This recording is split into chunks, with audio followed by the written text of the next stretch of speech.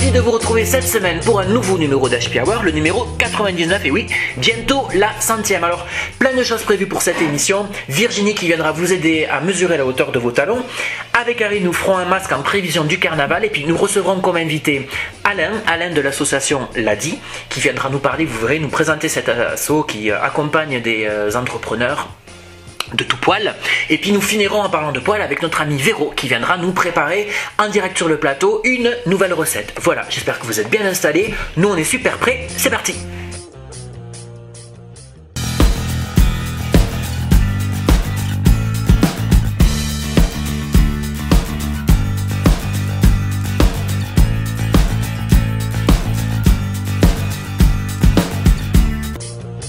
Rebonjour, on est en direct de l'atelier de Karine. Salut Karine. Salut. Pour démarrer cette émission, on est le 13 février les amis et c'est l'anniversaire aujourd'hui de Robbie Williams, ton ex.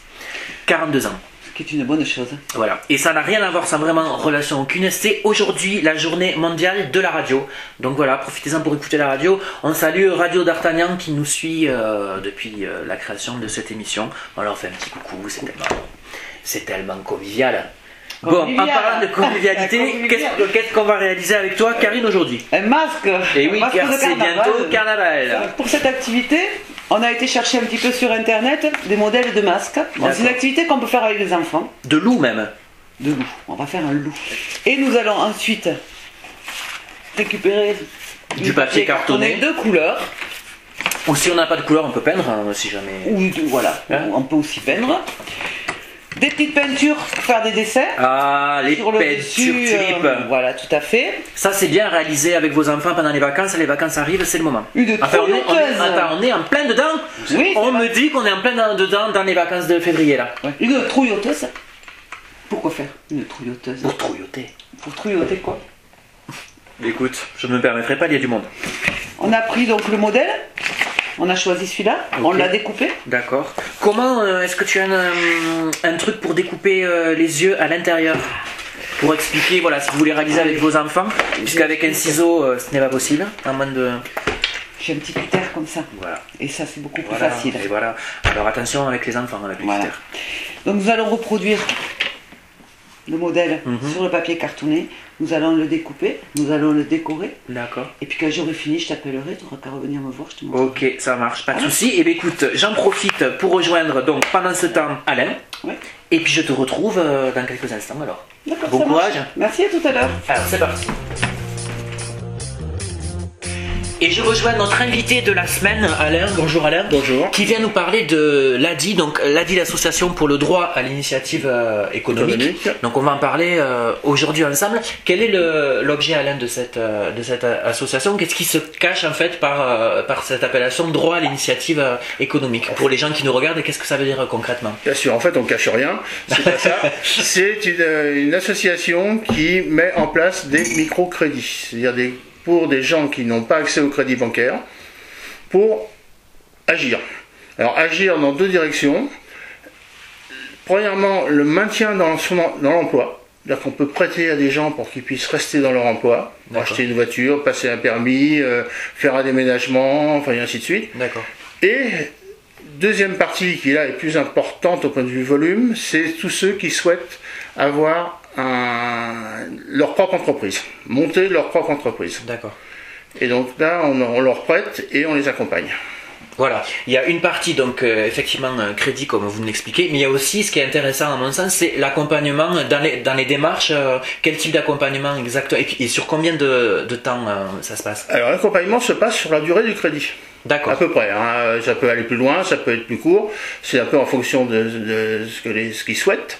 Mais l'accompagnement, c'est pas forcément pour les démarches, on ne fait pas le travail à leur place. Ouais, ça c'est important. Ça, non, surtout pas faire le travail à leur place. Par contre, on les aide à faire le travail correctement, dans le bon sens, les bonnes démarches au bon moment. D'accord. Oui, donc c'est savoir déjà, ça commence par savoir quelle démarche il faut faire exactement, c'est là-dessus que vous pouvez... Quelle démarche, comment est-ce qu'on lance sa boîte? On lance pas sa boîte n'importe comment, il y a des statuts, il y a un statut à créer, il y a un artisan, par exemple, je prends l'exemple de l'artisan qui est le plus simple, il sait très bien faire son métier. Par contre, il faut qu'il fasse... Au niveau administratif, il faut qu'il se fasse connaître, il faut qu'il se fasse de la pub. L'administration, la comptabilité, la gestion, tout ça, il faut qu'il sache le faire.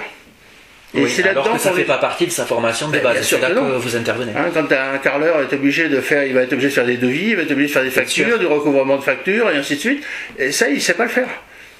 Enfin, il ne sait pas le faire. Il a peut-être des notions, mais il n'a pas l'habitude de le faire. Ah, donc on est là pour les aider et de dire comment est-ce qu'ils peuvent le faire de la manière la plus facile pour eux. D'accord. Et alors, comment est venue l'idée de la création de cette association? C'est vous qui êtes à l'initiative? Absolument pas. Absolument pas. C'est une association nationale. En fait, elle a été créée, je reprends un peu de notes là, par un certain Mohamed Younous, ça s'est fait au Bangladesh. Ah oui, d'accord. Qui était un économiste et qui a pensé que des petits paysans qui avaient des petits terrains ne pouvaient pas avoir de l'argent par les banques pour acheter des graines. Donc lui, il a prêté des petites sommes, ils ont acheté des graines, et finalement ça se multiplie, et ils ont pu rembourser. Le microcrédit est venu de là. D'accord. Ça date de 1989. Ok. D'ailleurs, ce Mohamed Younous a eu quand même le prix Nobel en 2006. Ok. Pour ça, pour cette action-là. D'accord. Et donc, c'est bien, on apprend, c'est super, on apprend des choses avec Alain aujourd'hui.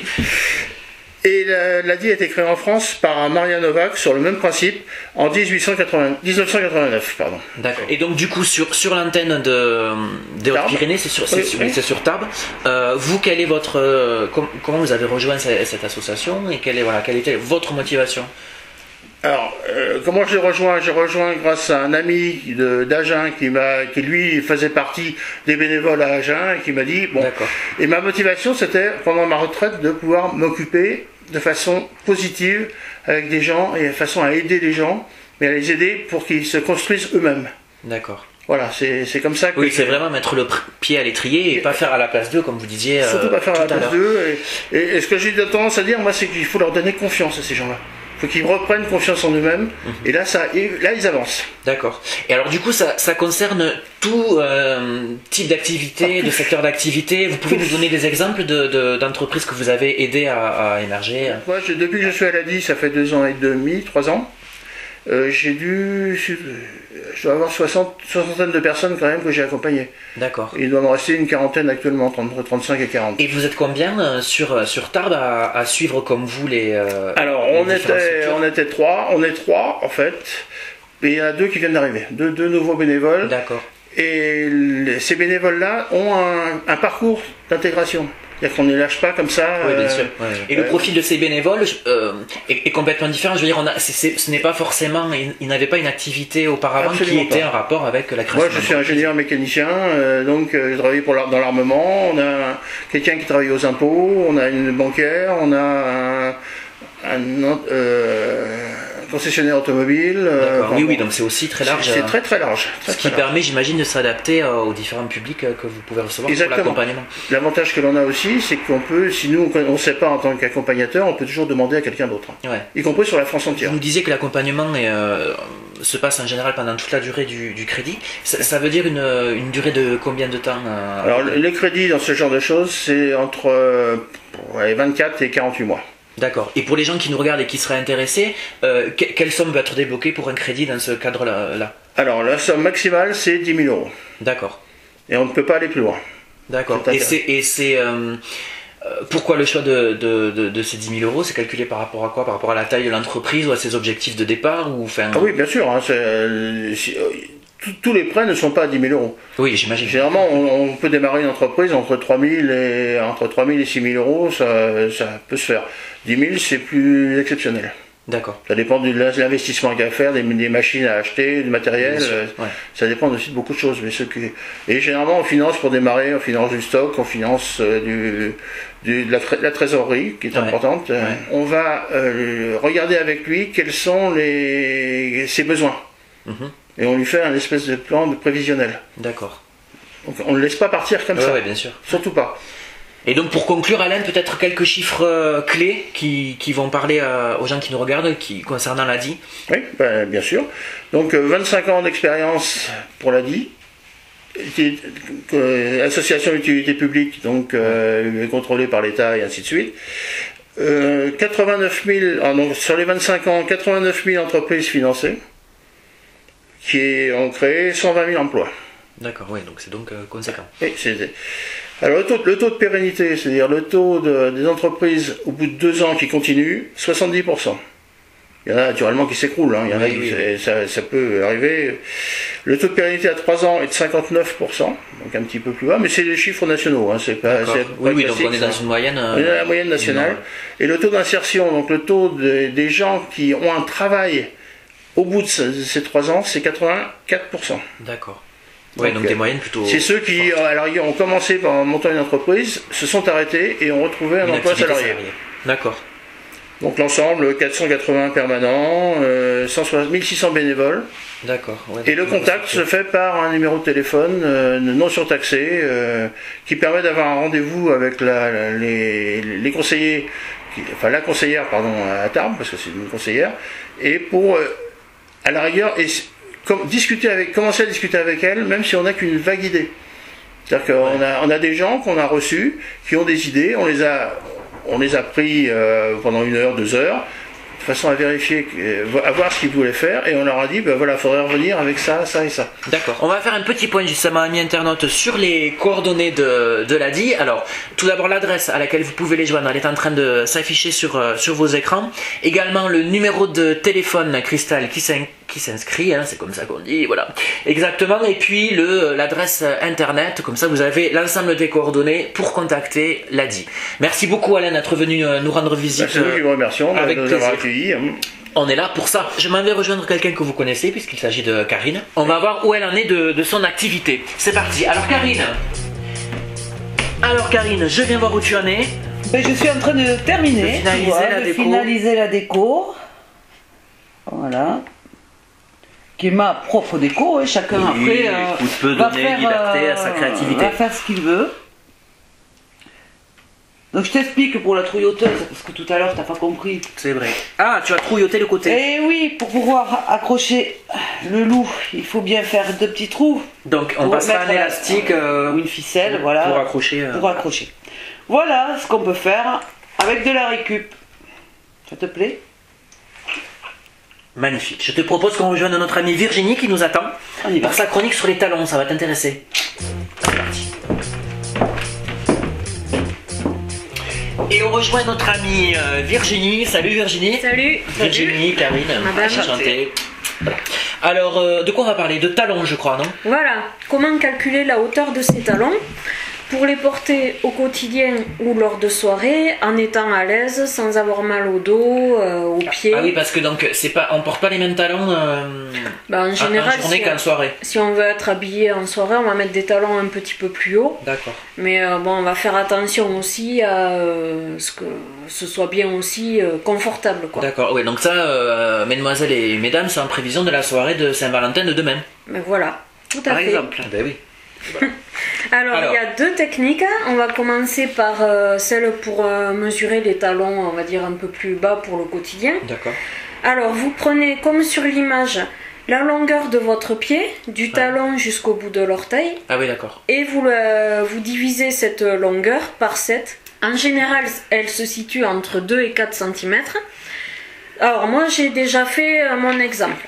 Alors, si tu veux tester, Karine. On teste avec Karine. J'ai un petit mètre de 8 mètres. Ça devrait aller. Alors, moi par exemple, ça fait 22 cm de long, donc mon talon est de 3 cm pour être à l'aise au quotidien. Karine, c'est bien, t'as pas les chaussettes trouées. Ouh, Karine, elle fait 24. 25 du bout. Pardon, mais ça, bon, d'accord, 25. Moi, donc, je suis toujours un petit peu modeste sur les mesures. Par 7. Voilà, donc ça fait 3,6. Voilà, donc son talon idéal pour la journée est entre 3 et 4 cm. Alors, vous avez l'exception pour demain, puisque c'est le rencard de la Saint-Valentin. Vous voulez vous faire un peu joli et avoir des talons même de 9 cm. On va voir ça ensemble. Donc toi, tu dois mettre du 18 en soirée alors. Ouais. Si en journée tu mets du 9. C'est les stilettos bien fins et bien hauts. Ouais. Ah ouais. Elle nous fait le grand. Ça affine les jambes. Ah mais oui. Alors, donc, on s'assoit, on garde le pied détendu, sans étirer les doigts de pied, voilà, et on calcule comme l'image, c'est-à-dire de la distance entre le talon et la plante de votre pied. Ok. D'accord? Donc cette hauteur-là, eh bien, elle désigne la hauteur de votre talon à avoir. Ça fait château. 10, Un petit peu plus haut. 12, 13. Voilà. Bon, forcément, elle peut porter du 13 cm le soir puisqu'elle en porte 9 le 19. jour. D'accord. Pour les soirées, l'idéal est entre 7 et 9 cm. Au-dessus, c'est considéré comme du stiletto, à partir de 9 cm. C'est ce qu'elle disait tout à l'heure, très long et très fin là. Très fin, du genre Louboutin. Ouais. Les chaussures Louboutin, c'est très classe, mais c'est Très cher aussi, non? Oui, Et très Ah dur bah, à porter. et c'est mal, très ouais. pas pratique, quoi. Voilà. Oui, ça je ne sais pas, mais cher je sais. Tu devrais Voilà. essayer. Mais ouais, parce que moi je suis trop petit, tu vois. Oui, c'est vrai. Pour carnaval, peut-être. Mais oui, mais complètement. Alors, qui a dit qu'il fallait souffrir pour être belle? Mais moi je souffre pas. Mais je suis belle. Bon, écoutez, comme je me sens complètement de bonne humeur, si on rejoignait notre ami Véro en cuisine. Ah oui, on va se Car régaler. il se fait une petite faim. C'est parti, on y va? Allez.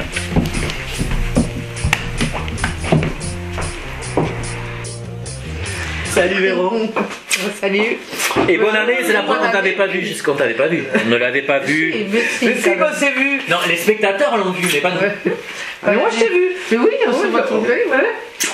Allez, on va parler de la voilà. On va parler de la recette de la semaine. On va faire un houmous de betterave. De Qu'est-ce que betterave. c'est un houmous? J'ai envie de te demander, Véro. Alors c'est une purée, voilà, qu'on peut tartiner. D'accord, Voilà, tout super. simplement sur des petits toasts, ça peut être sur des petits bords de salade, etc. D'accord. Alors on est parti. Et ça peut être aussi pour des dips de légumes. Voilà. Ah oui. Et j'ai choisi la betterave aujourd'hui parce que la betterave c'est quelque chose qui pour les sportifs, c'est un aliment qui est plein Ah, c'est pour nous. d'énergie. C'est pour moi. Voilà. Alors si vous voulez de l'endurance, avoir un meilleur cœur et récupérer un peu plus rapidement, mais on mange un peu plus de betterave et on boit du jus de betterave. Mais aujourd'hui c'est le houmous de betterave. Voilà. Alors, C'est parti. pour ce fait, c'est pour combien de personnes à peu près?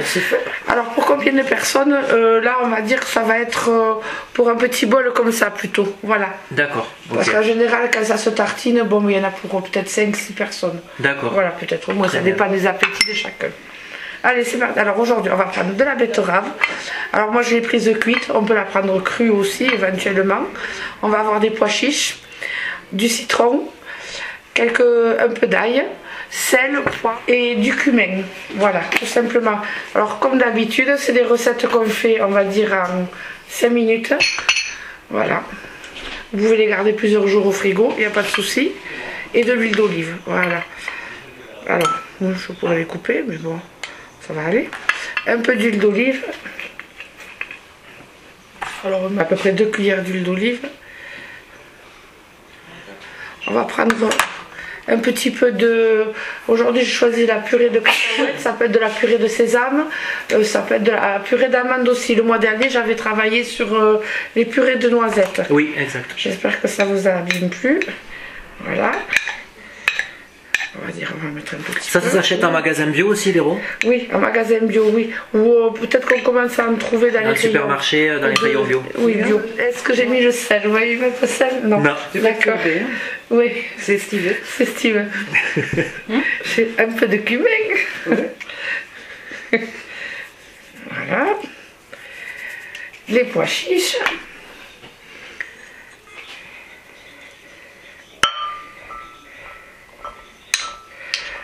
Vous avez- De l'ail. Oui, de l'ail. Pour la laine. Voilà.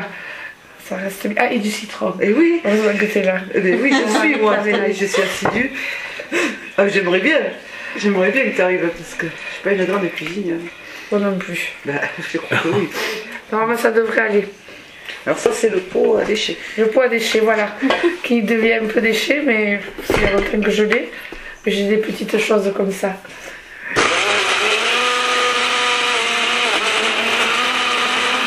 Voilà. Ça peut être aussi une base pour des sandwichs. C'est-à-dire vous pouvez mettre aussi acheter du pain, mettre du houmous, mettre un petit peu d'avocat, un peu de salade verte et Avec des de miettes de l'avocat, oui, chèvre. ça doit être trop, Voilà. trop bon. Ça c'est Original. Hein. ça peut changer des sandwichs classiques. Traditionnels, ouais. Ah oui.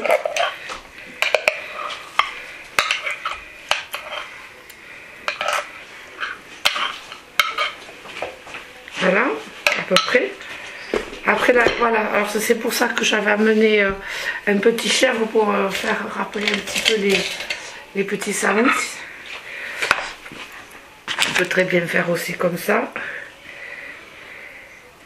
Déjà c'est joli, la couleur est super jolie. Elle est très jolie la couleur. Ouais. Si vous avez de la vaisselle.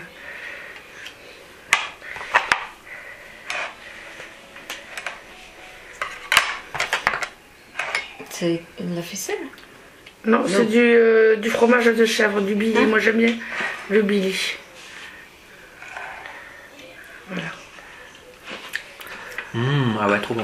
Avec, vous pouvez goûter avec un peu de... Non mais ça va, oui, c'est que bouffer. Nous on n'a même pas goûté encore. Non mais C'est terrible ça, et toi, la pauvre. Ouais, non, on arrive. Elle est triste. On attend. C'est la plus gourmande. Et la plus mal élevée. Voilà, pour la recette Super, Véro. d'aujourd'hui. Merci Voilà. beaucoup. Oh, c'est extra. Ah ouais, franchement c'est extra. Voilà. Et ça se marie vachement bien avec les petits toasts là. Ah oui, oui. Vraiment. Moi, j'aime bien aussi. Si vous voulez vous aussi réaliser à la maison la recette de Véro d'aujourd'hui, n'hésitez pas à vous rendre sur notre page Facebook ou sur le site de Pomme Cuisine. Ou bien vous pouvez également assister et participer aux ateliers de Véro qu'elle propose à l'Artelet, à la Biocop et bientôt dans toute la France. Merci beaucoup Véro. Parfait. Merci les filles. Nous on se retrouve la semaine prochaine avec un nouvel invité et de nouvelles rubriques. Bonne semaine. Salut.